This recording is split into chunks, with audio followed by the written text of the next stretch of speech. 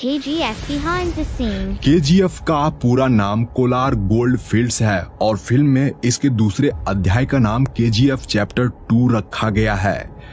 Yes यानी Rocky भाई को जिन्होंने हिंदी में आवाज दी है उनका नाम सचिन गोले हैं। आप उनकी एक झलक यहाँ देख सकते हो। ऑफर क्लोजेस सून। KGF चैप्टर 2 के डायरेक्टर प्रशांत नील सर ने कोलार गोल्ड फील्ड्स में सोने की खानों को दिखाने के लिए हाईटेक टेक्नोलॉजी के साथ साथ VFX यूज किए थे। लीड कास्ट के अलावा इस फिल्म में 800 से ज्यादा जूनियर आर्टिस्ट को लिया गया जिन्हें आप यहाँ देख रहे हो।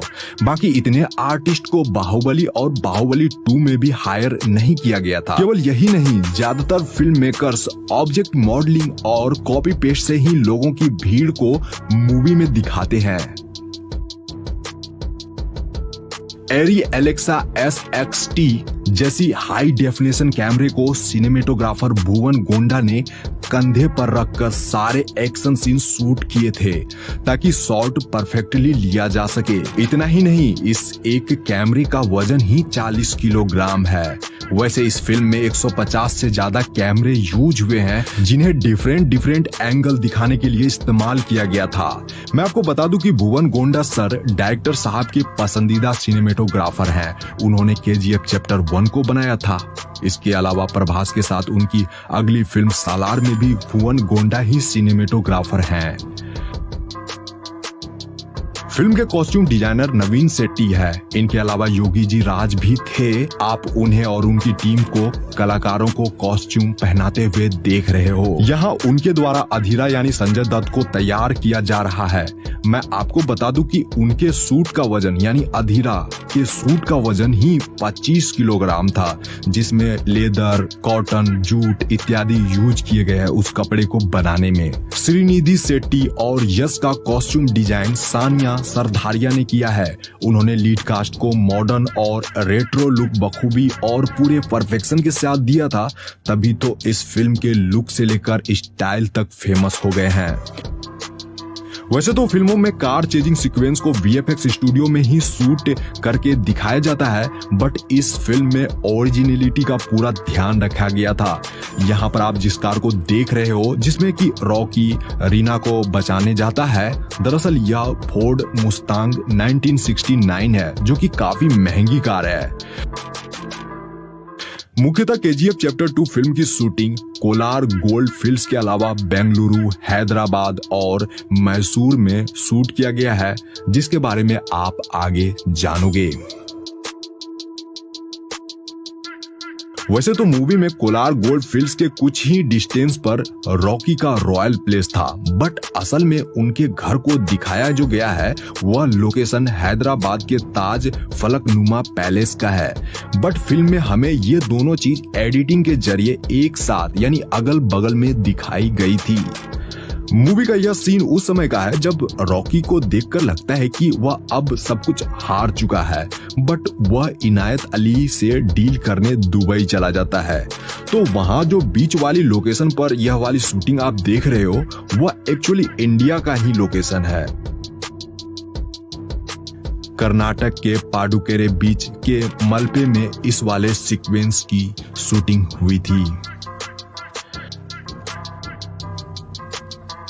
अब क्लाइमेक्स के इस सीन को देखिए। आपको क्या लगता है कि क्लाइमेक्स बनाना कितना डिफिकल्ट होगा? फिल्म मेकर्स ने अपने टोटल बजट का 15% हिस्सा क्लाइमेक्स के लिए ही बचा कर रखा था, यानी सिर्फ क्लाइमेक्स पर ही 12 करोड़ रुपए खर्च कर दिए गए थे। एंड लास्ट वाला फाइटिंग सीन है जहां पर अधीरा और रॉकी को लड़ते हुए दिखाया गया है, जो कि काफी दमदार फाइटिंग सीक्वेंस में से एक है। तो इस जगह पर दोनों ने दमदार फाइटिंग तो करी है, बट जानकर आपको अच्छा लगेगा कि इस एक्शन सीन के लिए ना तो यश और ना ही संजय दत्त ने कोई डबल बॉडी इस्तेमाल किया है, यानी कि यहाँ कोई भी डबल बॉडी नहीं है। ब्यूटी पेजेंट श्रीनिधि जी, जिन्होंने इस फिल्म में रीना का किरदार निभाया है, जो कि रॉकी की वाइफ रहती है। यहाँ उन्हें आप बिहाइंड द सीन में देख रहे हो, वो अपने शॉट को खुद से देख भी रही है एंड वो काफी अच्छा फील कर रही है। और यह क्लिप होली का है। वह और उनकी टीम यानी केजीएफ टीम ने इस साल सेट पर ही होली खेला था। उन्हें गुलाल लगे हुए आप देख रहे हो। एंड मैं आपको बता दूं कि श्रीनिधि जी इस फिल्म के लिए यानी केजीएफ फिल्म के लिए बड़ी बड़ी 7 फिल्मों का ऑफर अब तक ठुकरा चुकी है, ताकि वह रॉकी के साथ स्क्रीन शेयर कर सके। क्लाइमेक्स का यह धांसू सीन है, जिसके शॉट्स और रील आजकल खूब वायरल हो रहे हैं। यह सीन फिल्म में आपको कुछ ऐसे दिखाया गया था। यहाँ पर रॉकी खतरनाक लुक में मिनिस्टर को मारने पहुंचता है, तो फिल्म में दिखाए जाने वाला यह सीन एक रियल लोकेशन का है, यानी कि इसे वीएफएक्स स्टूडियो में बनाया नहीं गया था, बल्कि यह लोकेशन मैसूर के इन्फोसिस कैंपस का है, जो कि कर्नाटक में स्थित है। इस जगह पर AK-47 की ढेर लगी हुई है और यहाँ पर कुछ पुराने जमाने की जीप और एम्बेसडर कारें भी दिख जाएगी आप लोगों को। तो यह इसी शूटिंग लोकेशन का BTS है। यह इन्फोसिस कैंपस मैसूर का बाहरी एरिया है। इस जगह हैंडसम रॉकी भाई का प्राइम मिनिस्टर रमिका सेन से पहली मीटिंग होती है, जिसका BTS आप यहाँ देख रहे हो। इस जगह पर रॉकी रेड कलर के सूट में नजर आए थे, जो कि इन दिनों काफी ट्रेंड कर रहा है। इस तरह के कॉस्ट्यूम, इस तरह का आउटफिट आजकल लड़के खूब पसंद कर रहे हैं। यहाँ वो काफी हैंडसम लगे हैं। तो मैं आपको बता दूं कि यह इन्फोसिस कैंपस मैसूर के अंदर का ही एरिया है। पहले बाहर वाला एरिया जो आपको मैंने अभी दिखाया एंड ये उसके अंदर का है। ये काफी प्राइम लोकेशन है, आप इस जगह को देखकर भी खुद समझ सकते हो। आप लोग यह लोकेशन देख रहे हो, असल में यह KGF यानी कोलार गोल्ड फील्ड्स का लोकेशन है। इसी जगह पर मूवी का 50% हिस्सा बना है। यह कर्नाटक के कोलार में ऐसी एक असली जगह है। यहाँ पर सच में सोने की बहुत सारे खदानें थी कभी। तो KGF चैप्टर 1 और KGF चैप्टर 2 की पूरी स्टोरी कोलार गोल्ड फील्ड्स में बनी सोने की खदानों पर आधारित है। यह लोकेशन बेंगलुरु से लगभग 100 किलोमीटर की दूरी पर स्थित है एंड KGF चैप्टर 2 का भी सेट यही है। वैसे तो KGF की स्टोरी काल्पनिक है, लेकिन कहीं न कहीं इसे आप लोग रियल कोलार गोल्ड फील्ड से रिलेट कर पाओगे। साल 1981 की प्राइम मिनिस्टर रमिका सेन यश को इंडिया का सबसे खतरनाक क्रिमिनल बताकर उनके खिलाफ डेथ वारंट सिग्नेचर करती है, लेकिन उससे पहले यश गरुड़ा को मारकर कोलार गोल्ड फील्ड के ऊपर अपना साम्राज्य खड़ा कर लेता है और फिर कोलार गोल्ड फील्ड से निकलने वाले सोने को अपनी मन मर्जी कीमत पर वह बेचता है। रियलिटी से भी आप लोगों को रूबरू करवाऊं तो 1979, 1980 और 1981 में गोल्ड की रेट बहुत तेजी से बढ़ी थी। 1902 में कोलार नामक इस जगह पर गोल्ड माइनिंग शुरू हुई थी। माइनिंग के लिए बड़े बड़े इक्विपमेंट्स लगाए गए थे।